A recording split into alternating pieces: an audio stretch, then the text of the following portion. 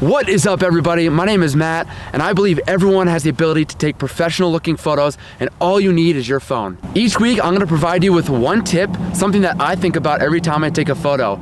And I hope by the end of the year, you'll have 52 tips that you can use in your arsenal to take great looking photos. So when you're on vacation or even taking photos at home of your baby or your dog, you're gonna have photos that you're super proud of and that you can cherish for a lifetime. All right, so we have Amber here again, and she is in the park looking to take a picture of herself, but selfie's not working out. So she asks, can you take a photo of me? photo?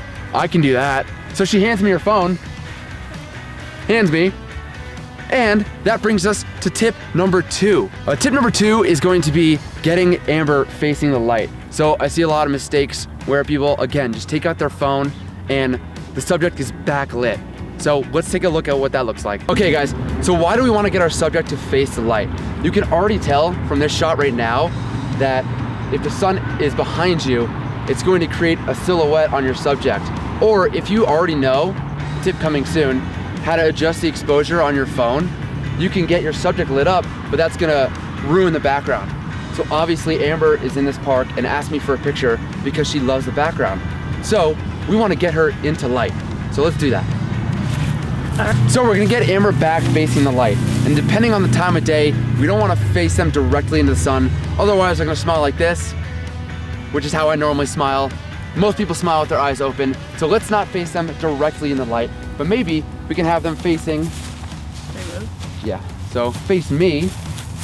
Great. And now we have light on our subject, but also, since they're not facing directly in the light, we also have some nice shadows. So you can see as we take photos here, now we have some pretty photos. And of course, just like tip number 1, we are avoiding cutting off fingertips and a big smile. Awesome, it's beautiful. And we got the nice background in our photo. And we do some horizontals because we got the beautiful lake.